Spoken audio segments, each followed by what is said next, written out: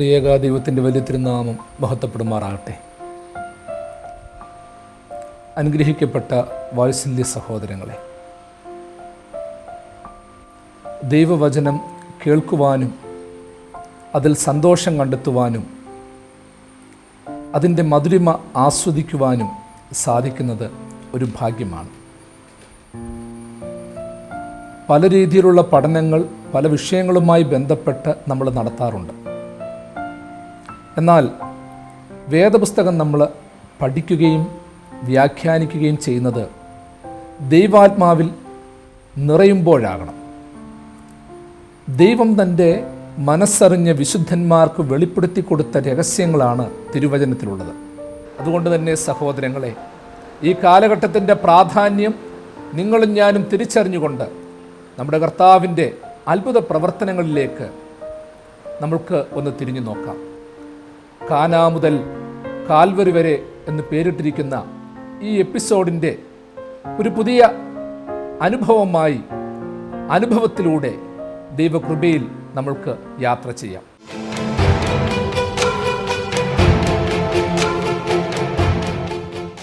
ഇന്നത്തെ ധ്യാനത്തിനും പ്രാർത്ഥനയ്ക്കും പഠനത്തിനുമായി തിരഞ്ഞെടുത്തിരിക്കുന്ന അത്ഭുതം വിശുദ്ധ യോഹന്നാൻ എഴുതിയ സുവിശേഷം 21-ാം അധ്യായം 1 മുതൽ 14 വരെയുള്ള വേദഭാഗമാണ്. അതിനുശേഷം യേശു പിന്നെയും തിബരിയാസ് കടൽക്കരയിൽ വെച്ച് ശിഷ്യന്മാർക്ക് പ്രത്യക്ഷനായത് ഈ വിധം ആയിരുന്നു.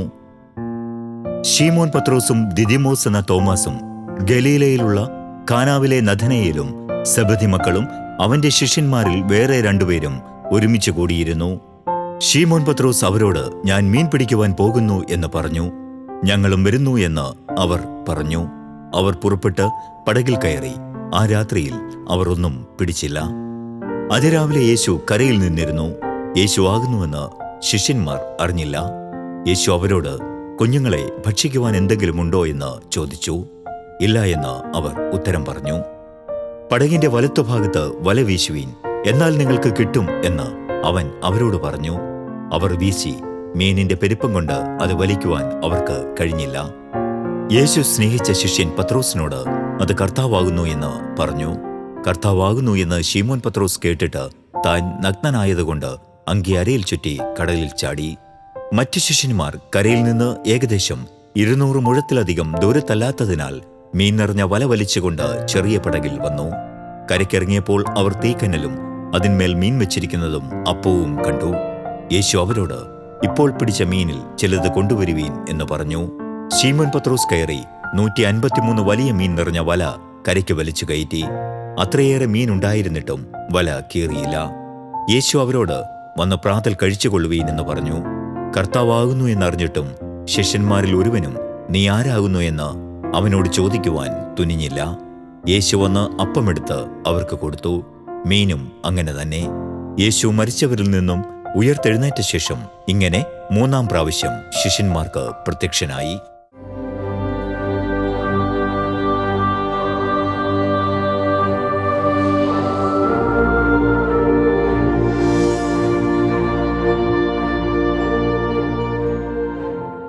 ഉദ്ധാനം ചെയ്ത യേശു തമ്പുരാൻ തൻ്റെ ശിഷ്യന്മാർക്ക് തിബരിയാസ് കടൽക്കരയിൽ വെച്ച് പ്രത്യക്ഷനായ സംഭവമാണ് ഇവിടെ വിശദീകരിച്ചിരിക്കുന്നത്. അത്ഭുതകരമായ മീൻപിടുത്തത്തിന് ആ ശിഷ്യന്മാർ സാക്ഷികളാകുകയാണ്. തിബരിയാസ് കടൽക്കര നമ്മുടെ കർത്താവിൻ്റെ വചനത്താലും അത്ഭുത പ്രവൃത്തികളാലും മുഖരിതമായ ഒരു പ്രദേശമാണ്. ഇതിൻ്റെ ഒരു പശ്ചാത്തലം നമ്മൾ മനസ്സിലാക്കണം.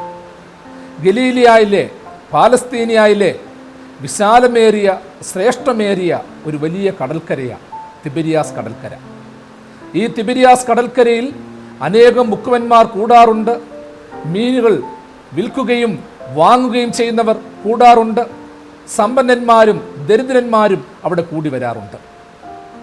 വിൽപ്പനക്കാരും വാങ്ങുന്നവരും മുക്കുവന്മാരും ഒക്കെ നിറഞ്ഞ് ശബ്ദപൂരിതമായ ഒരു സ്ഥലമാണ് തിബരിയാസ് കടൽക്കര. ആ തിബരിയാസിൻ്റെ കടൽക്കരയിൽ നിന്നുകൊണ്ട് നമ്മുടെ കർത്താവ് അനേകം അത്ഭുതങ്ങൾ പ്രവർത്തിച്ചിട്ടുണ്ട്. അനേകം ഉപദേശങ്ങൾ അവൻ രേഖപ്പെടുത്തിയിട്ടുണ്ട്. അങ്ങനെയുള്ള തിബരിയാസിൻ്റെ കടൽക്കര പ്രതീക്ഷയുടെ ഒരു കടൽക്കരയായിരുന്നു. ഉപദേശങ്ങളുടെയും അരുളപ്പാടുകളുടെയും ഒരു കടൽക്കരയായിരുന്നു. നമ്മൾ ആ കടൽക്കരയിലേക്ക് ധ്യാനപൂർവ്വം ഒന്ന് നോക്കിക്കാട്ട്. അവിടെ സന്തോഷത്തോടെ കടന്നു വരുന്ന അനേകം മുക്കുവന്മാരുണ്ട്. ചിലപ്പോൾ മീൻ പിടിക്കാൻ പോയി പല ദിവസങ്ങൾ അധ്വാനിച്ചിട്ടും ഒന്നും കിട്ടാതെ ദുഃഖത്തോടെ കടന്നു വരുന്ന മുക്കുവന്മാരും അവിടെയുണ്ട്. കരയിലിരുന്നു കൊണ്ട് വല തുന്നുകയും മീനുകൾ പിറക്കി മാറ്റുകയും ചെയ്യുന്ന വിവിധങ്ങളായ ജോലികളിൽ ഇടപെട്ടിരിക്കുന്ന അനേകരാൽ നിറഞ്ഞ ഒരു ചുറ്റുപാടാണ് തിബിരിയാസ് കടൽക്കരയിലുള്ളത്. ഞാൻ പറഞ്ഞല്ലോ, അത് അരുളപ്പാടിൻ്റെ ഒരു സ്ഥലം കൂടിയായിരുന്നു. അനേകം അരുളപ്പാട് ആ സ്ഥലത്ത് കർത്താവ് നടത്തിയിട്ടുണ്ടെങ്കിലും കർത്താവ് ഉദ്ധാനം ചെയ്തതിനു ശേഷം കർത്താവിനെക്കുറിച്ച് മറ്റ് വിവരങ്ങളൊന്നും ലഭ്യമാകുന്നില്ല എന്ന തോന്നലിലൂടെ സ്ലീഹന്മാരുടെ കൂട്ടത്തിൽ പത്രോസ് ഉൾപ്പെടെയുള്ള 7 പേര് അവിടെ ഇരുന്നു കൊണ്ട് ഒരു ചർച്ച നടത്തുകയാണ്. ശിമോൻ പത്രോസ് പറയുകയാണ്, ഞാൻ മീൻ പിടിക്കാൻ പോകുകയാണ്.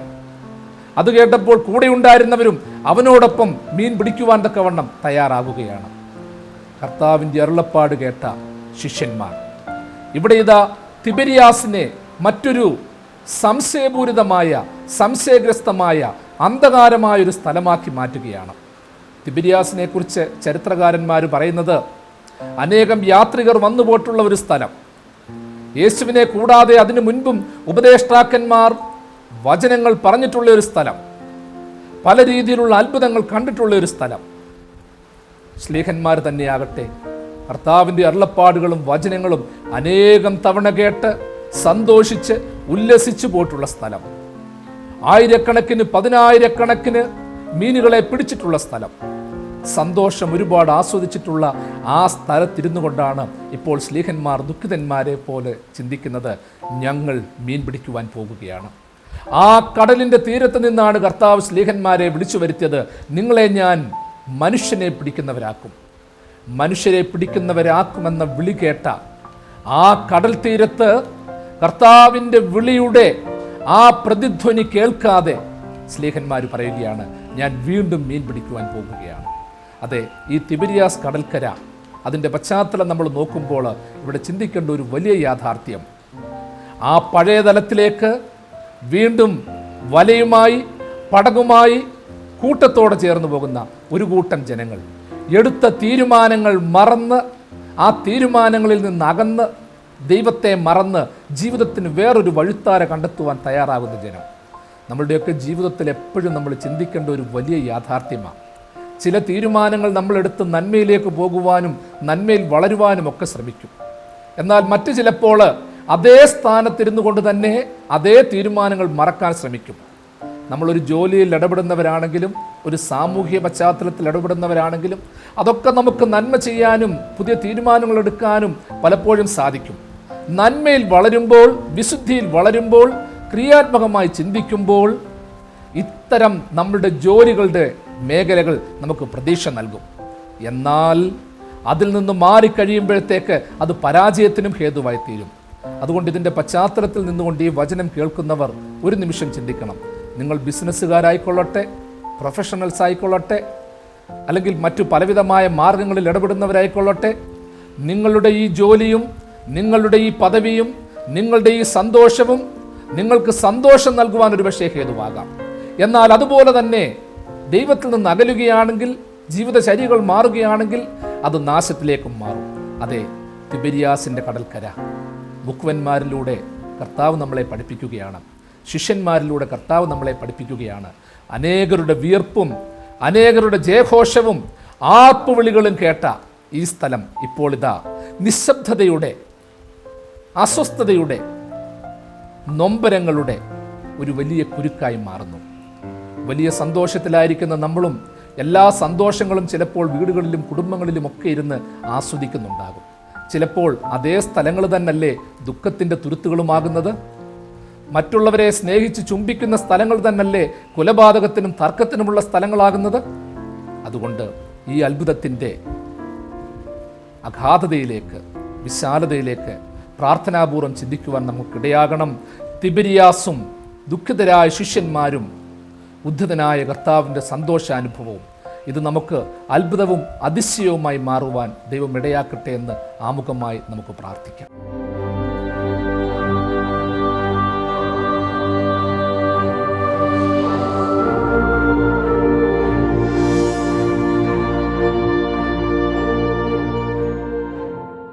അതാ തിബിരിയാസിൽ ആ കടൽക്കരയിൽ കൂടിയാലോചന നടത്തിയ കർത്തൃശിഷ്യന്മാർ 7 പേർ തിബിരിയാസിൻ്റെ ഓളങ്ങളെ മുട്ടി ഉരുമിക്കൊണ്ട് ആ രാത്രിയിൽ ഏകാന്തതയെ പുൽകി അവർ ഉള്ളിലേക്ക് പോവുകയാണ്. ഒന്നാമത് അന്ധകാരമാണ്. രാത്രിയിലാണ് ശിഷ്യന്മാർ മീൻ പിടിക്കുവാൻ പോകുന്നത്. അവരുടെ കയ്യിലുള്ള വെളിച്ചം എന്താണെന്നുള്ളതിനെക്കുറിച്ച് വ്യക്തമായിട്ടൊന്നും പറയുന്നില്ല. ആകാശത്ത് മുനിഞ്ഞു നിൽക്കുന്ന ചന്ദ്രബിംബമുണ്ടോ എന്നും അറിയത്തില്ല. എങ്കിലും അവരാ രാത്രിയിൽ മുഴുവൻ പരിശ്രമിച്ചിട്ടും ഒരു മീനെ പോലും അവർക്ക് കിട്ടുന്നില്ല. യേശു എന്ന വെളിച്ചത്തിൻ്റെ സാന്നിധ്യം അവരവിടെ അനുഭവിക്കുന്നില്ല. യേശുവിനോട് അനുവാദം ചോദിക്കാതാണ് തിബിരിയാസിൻ്റെ ഉള്ളറകളിലേക്ക് അവർ പോയത്. കടൽ തീരത്ത് തന്നെ ഇരുന്ന് ചൂണ്ടയിട്ട് മീൻ പിടിച്ച് കർത്താവിൽ നിന്ന് അത്ഭുതം പ്രാപിച്ച ശിമോൻ പത്രോസും അവൻ്റെ കൂടെയുള്ളവരുമാണ് ഇപ്പോൾ ഇതാ വലയും പടകുമായിട്ട് ഉള്ളറകളിലേക്ക് പോകുന്നത്. ഒരു വെളിച്ചം പോലുമില്ല. സഹോദരങ്ങളെ, നമ്മുടെ ജീവിതത്തിൽ വലയുണ്ട്, പടകുണ്ട്, അധ്വാനിക്കാൻ എല്ലാവരുമുണ്ട്. എന്നാൽ പലപ്പോഴും ഇല്ലാതിരിക്കുന്നത് ദൈവത്തിൻ്റെ ഈ വെളിച്ചമാണ്. രാത്രിയിൽ മീൻ പിടിക്കുവാൻ ശിഷ്യന്മാർ ഇപ്പോൾ പോയെങ്കിൽ അത് തീർച്ചയായിട്ടും ഒളിച്ചും മറച്ചും വെച്ചുള്ള ഒരു മീൻപിടുത്തമാണ്. കർത്താവിൻ്റെ ശിഷ്യന്മാരാണ്, അവനെ പിൻപറ്റിയവരാണ് തങ്ങളെന്ന് മറ്റുള്ളവർക്കറിയാം. തങ്ങളോടൊപ്പം മുൻകാലത്ത് മീൻ പിടിച്ചിരുന്നവർ, സഹമുക്കുവന്മാർ, അവരാരും തങ്ങളെ കാണരുതെന്നും ഇവർ ആഗ്രഹിച്ചിട്ടുണ്ട്. അതുകൊണ്ട് തന്നെയാണ് രാത്രി തിരഞ്ഞെടുത്തത്. ഈ രാത്രിയുടെ മറവിൽ അവിടെയും ഇവിടെയും ഒക്കെ വല വീശുന്നു. ഒരു മീൻ പോലും കിട്ടുന്നില്ല. രാത്രിയിൽ വല വീശിയാലും കിട്ടാവുന്ന ചില മീനുകൾ ഉണ്ടായിരുന്നു. ആ മീനുകൾ പോലും ഇവർ വീശിയ വലയിൽ നിന്ന് ഓടി ഒളിക്കുകയാണ്. നമ്മൾ ധ്യാനിക്കേണ്ട, പ്രാർത്ഥിക്കേണ്ട ഒരു ആത്മീയത അതിൻ്റെ അകത്ത് ഒളിച്ചിരിപ്പുണ്ട്. നമ്മളൊക്കെ പലപ്പോഴും സമൂഹത്തിൽ ജീവിച്ചിരിക്കുമ്പോൾ നിരാശകളും ദുഃഖങ്ങളും ഒക്കെ വരുമ്പോൾ നമ്മളുടേതായ ചില ബുദ്ധിയും ശക്തിയും ഒക്കെ ഉപയോഗിച്ച് രക്ഷപ്പെടാൻ ശ്രമിക്കും. മറ്റുള്ളവർ നമ്മളെ കാണണ്ട, അവരുടെ പിന്തുണ തേടണ്ട, അവരെ മുഖം കാണിക്കണ്ട എന്നൊക്കെ ചിന്തിച്ച് ഓരോരോ എസ്കേപ്പിസം, രക്ഷപ്പെടാനുള്ള ചില പദ്ധതികൾ അതൊക്കെ നമ്മൾ നടത്താറുണ്ട്. ഇവിടെ തമ്പുരാൻ നമ്മളെ പഠിപ്പിക്കുകയാണ്. തമ്പുരാൻ നമ്മളെ വിളിച്ചിട്ടുണ്ടെങ്കിൽ, അവനൊരു വഴിത്താര നൽകിയിട്ടുണ്ടെങ്കിൽ, അവനൊരു രക്ഷണീയ സന്ദേശം നൽകിയിട്ടുണ്ടെങ്കിൽ എനിക്കും നിങ്ങൾക്കും രക്ഷപ്പെടാനുള്ളത് ആ വഴി മാത്രമാണ്. മീൻ പിടിച്ച് കാലാക്ഷേപം നടത്തുവാനുള്ളവർക്ക് ദൈവം അതിനുള്ള വഴി കൊടുത്തിട്ടുണ്ട്. ശിഷ്യന്മാരെ ദൈവം വിളിച്ചത് മീൻ പിടിച്ച് തുടർജീവിതം നയിക്കുവാൻ വേണ്ടിയല്ല, അതല്ലാത്ത മറ്റൊരു വഴിത്താരയാണ്.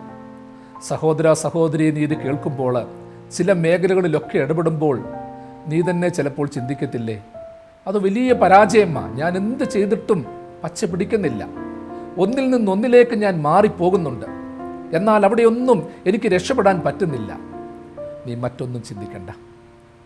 നീ എത്ര മിടുക്കനാണെങ്കിലും പണ്ഡിതനാണെങ്കിലും, നീ ഒരു മേഖലയിൽ എക്സ്പേർട്ടാണെങ്കിലും, വൈദഗ്ധ്യം നിനക്ക് കൂടുതലുണ്ടെങ്കിലും ദൈവം ഉദ്ദേശിച്ചിരിക്കുന്നത് ആ വഴിയല്ല.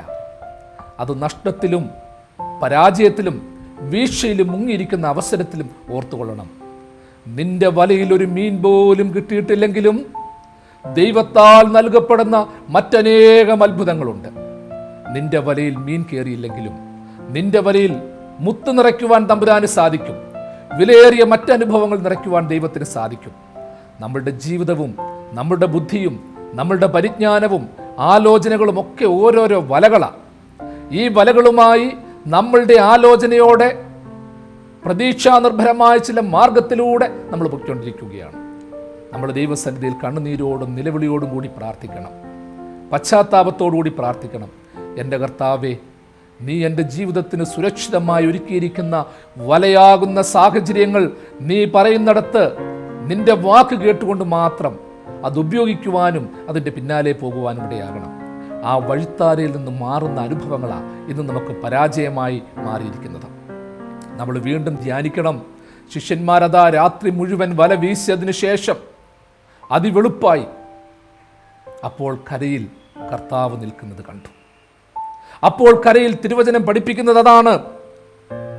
കർത്താവ് കരയിൽ നിൽക്കുന്നത് കാണുന്നു.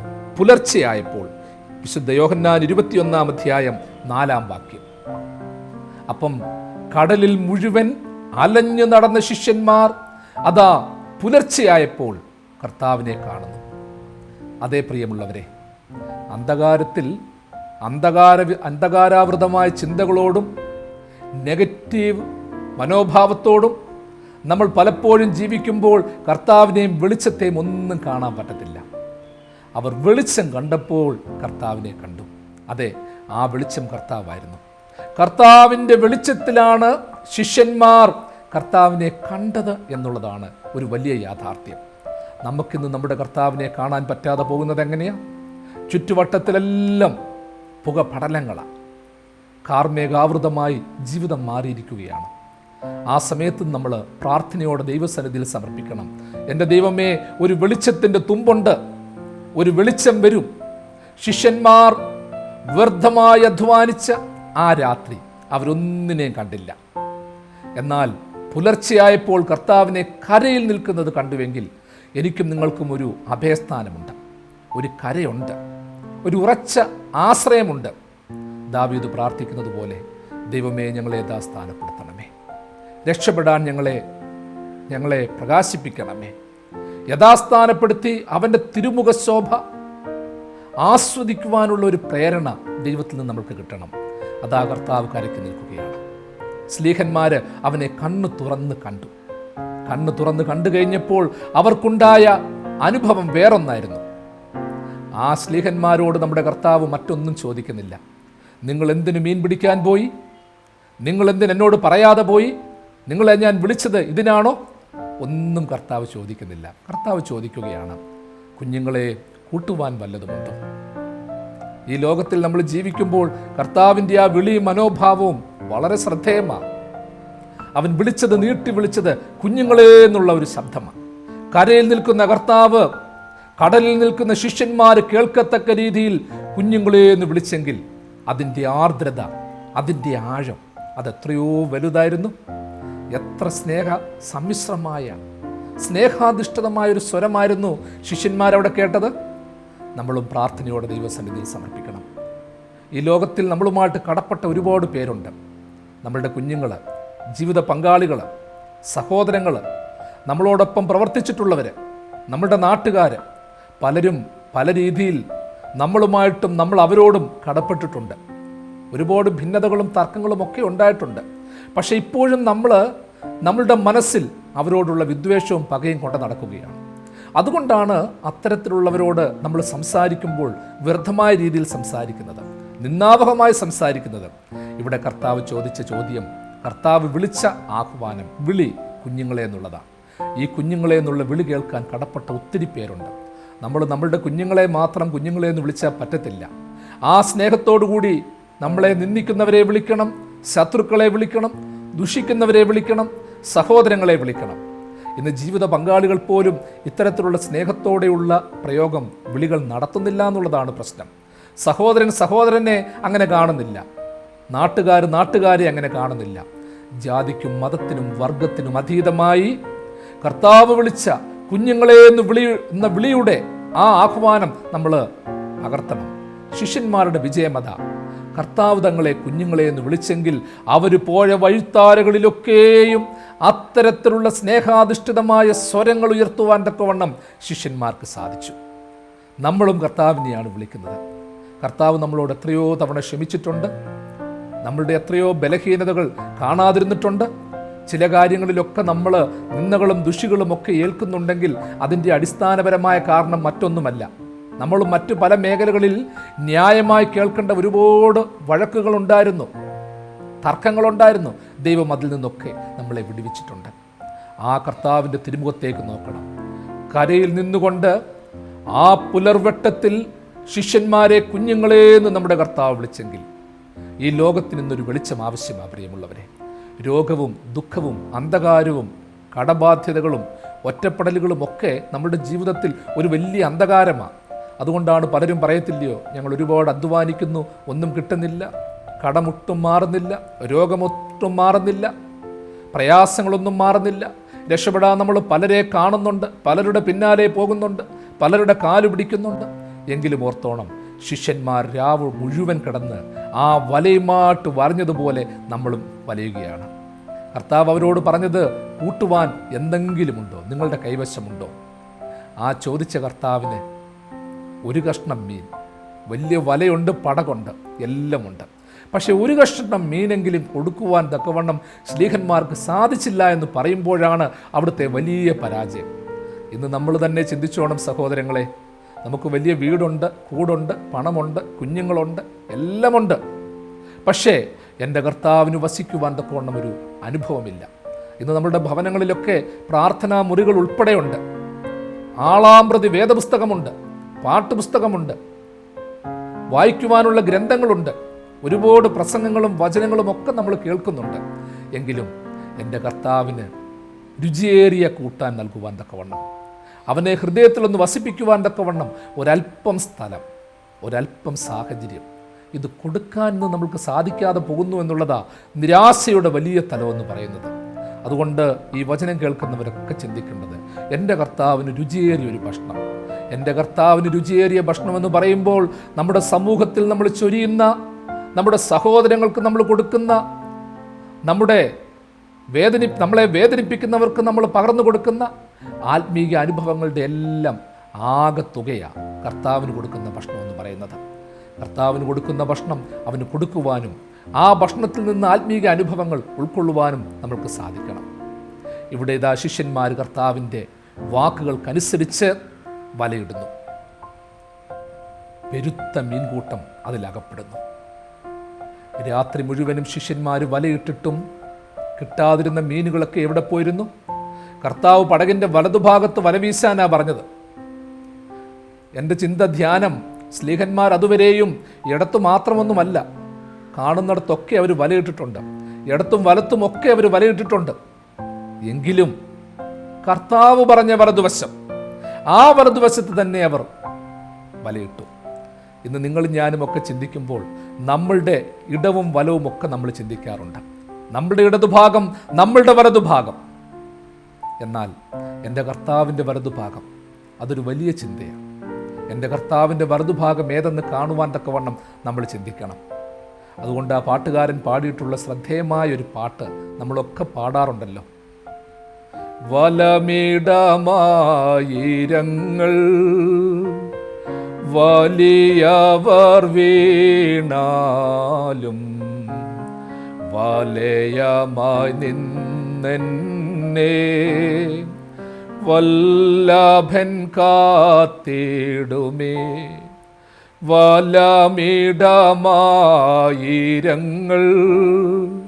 വലിയവർ വീണാലും വലയമായി നിന്നെന്നെ വല്ലഭൻ കാത്തിടുമേ. എൻ്റെയും നിങ്ങളുടെയും വലതുഭാഗവും ഇടതുഭാഗവും എന്നുള്ളതിനേക്കാളുപരി കർത്താവിൻ്റെ വലതുഭാഗം കണ്ടെത്തി ആ വലതുഭാഗത്തിലൂടെ യാത്ര ചെയ്യുവാൻ, അതിൽ പ്രത്യാശ കണ്ടെത്തുവാനിടയാകണം.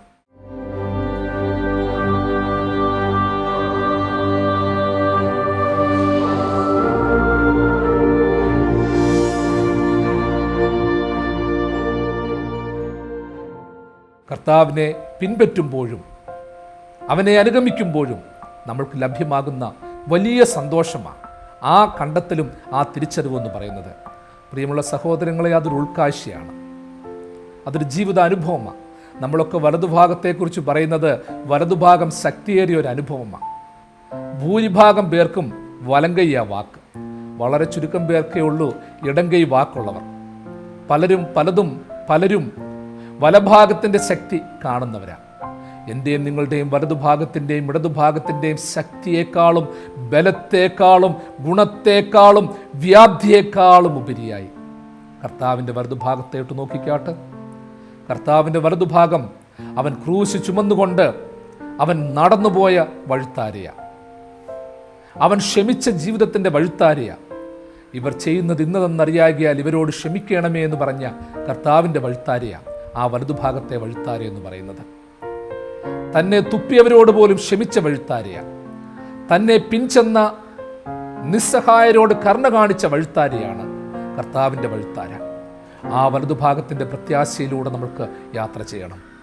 അവർ വലിയ പെരുത്ത മീൻകൂട്ടം പിടിച്ചു, എന്നിട്ടും ആ വല കീറിയില്ല.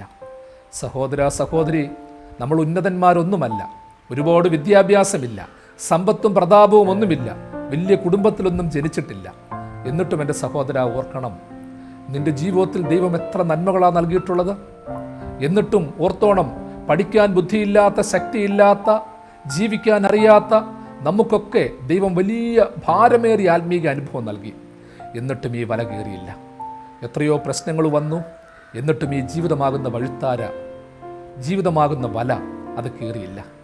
വാക്കുകളെ ഞാൻ ഉപസംഹരിക്കുകയാണ്. എൻ്റെ ദൈവത്തോട് ചേരുമ്പോൾ കിട്ടുന്ന വലിയൊരു സന്തോഷമുണ്ട് പ്രിയമുള്ളവരെ.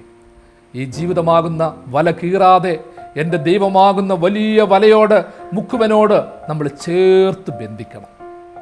അങ്ങനെയുണ്ടെങ്കിൽ മാത്രമേ കരയിലേക്ക് കടന്നു വരുമ്പോൾ വല കീറാതെ വരുവാൻ സാധിക്കത്തുള്ളൂ. കർത്താവിന് അത്ഭുതം കണ്ടപ്പോൾ ശിമോൻ പത്രോസ് സാക്ഷിച്ചതുപോലെ അത് കർത്താവാകുന്നു. അതേ സഹോദര, നിന്റെ ജീവിതത്തിൽ എന്തുയർച്ച വരുമ്പോഴും ഓർത്തോണം, ഇതെൻ്റെ മിടുക്കല്ല, ഇതെൻ്റെ കർത്താവിൻ്റെ മിടുക്ക. പരാജയം വന്ന് വീണ് കിടക്കുമ്പോഴും ഓർത്തോണം, അതാ അവിടെ എൻ്റെ കർത്താവുണ്ട്. ആ കർത്താവിനെ നമുക്ക് കണ്ണു തുറന്ന് കാണണം.